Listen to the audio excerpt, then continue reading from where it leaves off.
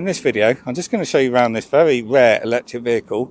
This is a Nissan E-NV200 with a caged tipper body. This body conversion is done by Vic Young up in South Shields. And it's very unusual to do a body conversion like this on a panel van, because the Nissan E-NV200 is only available as a panel van.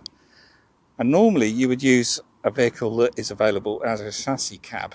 So this requires a lot of work, which I'll go through a bit later on in the video.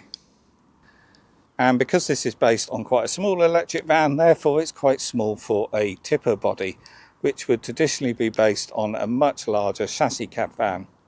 But this will have its uses, and I suspect primarily for gardeners and landscapers that don't need such a large tipper body, and maybe for litter collection.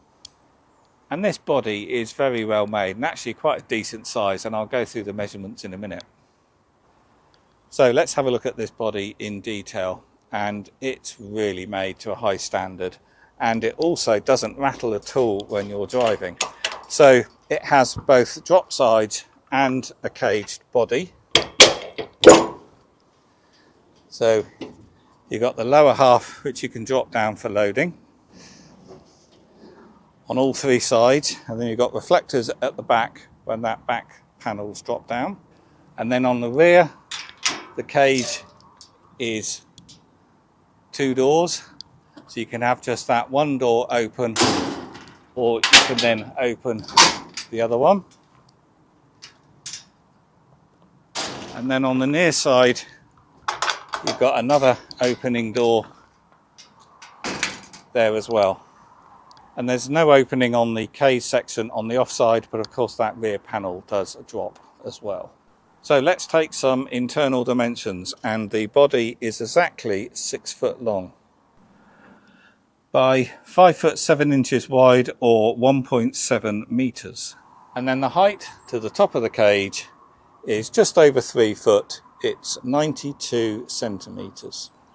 And then the width between the uprights here is just over 5 foot 3 inches, or 161.5 centimeters. So that's the loading width. And next, the loading height, because this body does sit quite high up, and that's because there is storage underneath, which I'll show you in a minute. It's a bit difficult to measure this exactly because I'm on very uneven ground, but it looks like it is about 3 foot 8, which is 111 or 112 centimeters. And then internally there are 4 heavy duty lashing rings here. And then externally you've got some lashing rings, which you could use if you want to put some light straps over the top of the cage body, but these are used for holding the side doors open. And then underneath that body, we've got a storage compartment here, which you could use to hold tools in, like shovels, rakes, or maybe strimmers. And there's a light there. And obviously that's the whole length of the body. You've got an aluminium cage there, which is protecting the hydraulic mechanism, so you can't damage that. It's got a couple of drain holes in. Ignore the blue, that's rust protection which I've put on the legs today, which hasn't dried yet. So that's a very usable storage compartment. It's not locked though. And now for tipping that body. So on the passenger seat here, we've got an isolation switch. This is isolating all the electrics at the rear. So we've got to turn that on. And then in the glove box here is the remote control, and we can turn it on there and then push that button there, and that then tips the body.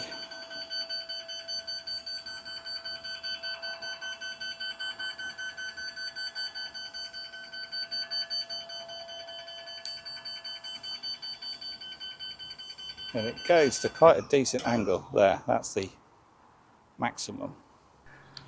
And that's what it looks like with the rear open for tipping. And then in the cab, all the time the body's up, you have an LED here warning you that the body is raised. So there's the hydraulic ram. It seems very heavy duty, And then under that we've got that aluminium caged tray, and that's stopping the ram coming into contact with anything you've got in that underbody storage. And then there's a metal support arm there, which I assume is to support the body if you're doing any maintenance on that ram. And then the body sits on these rubber blocks. We've got a switch there detecting when the body is down, and then there's the hydraulic motor and electrics. And then to lower it, we just push that button there, and that will then drop back down.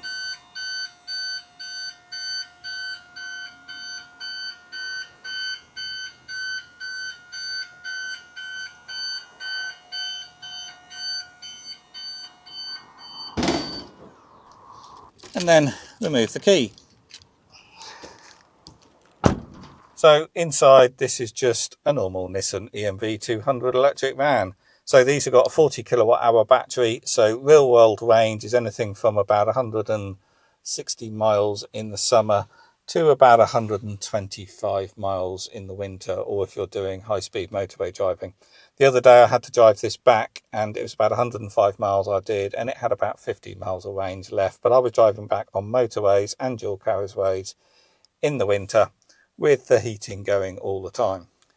These have got 50 kilowatt DC rapid charging using the Dynamo port at the front, and also 6.6 kilowatt AC charging using the Type 1 port. So next, let's look at what this conversion cost and how they actually do it.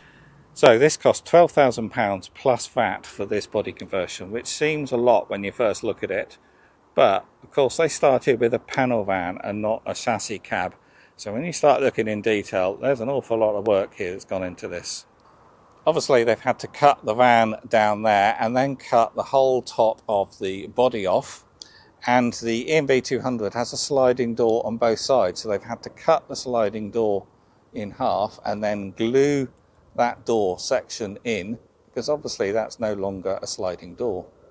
They've obviously had to remove the rear doors and then sort out all the gaps and the way this interfaces with the rear bumper. So all of this is black aluminium. The rear camera has had to be moved, and that's now mounted in the bumper. This is the original E-NV200 bumper. To be honest, they didn't make a great job of that, but anyway, the number plates had to be repositioned, and this has now got LED lights lighting up the plate. And then this is the access to the spare wheel cradle, because this still has a full-size spare underneath. And then obviously the floor of the vans had to be adapted. This has now got a phenolic ply. I think it's 18 millimeters. It's pretty thick, but we've got a drain hole there, a drain hole at the opposite corner at the front. And then all that body sits on these metal upright legs mounted to the ply floor. And then obviously you've got this sheet aluminium covering where they've cut the bodywork and creating a new bulkhead there. And then on the inside, the original Nissan steel bulkhead has been carpeted as well. And there's two entry points through that bulkhead, down there and down there, for all the wiring to that, which then goes under the seats at the front. This particular van is also fitted with beacons up on the roof and on the front panel. I don't know how many of these body conversions Vic Young made, but this is the first one that I've seen available used. And I've bought two of these, and they're both ex-council vans, so the full details will be on the website and on this YouTube channel soon. So I think I covered everything, so that will do for this video. If you found it useful, as always, please do click the thumbs up. And if you want to know more about the normal Nissan E-NV200 electric van, in the video description below will be a link to a playlist where you can see other videos I've made. Okie doke, I'll see you on the next one.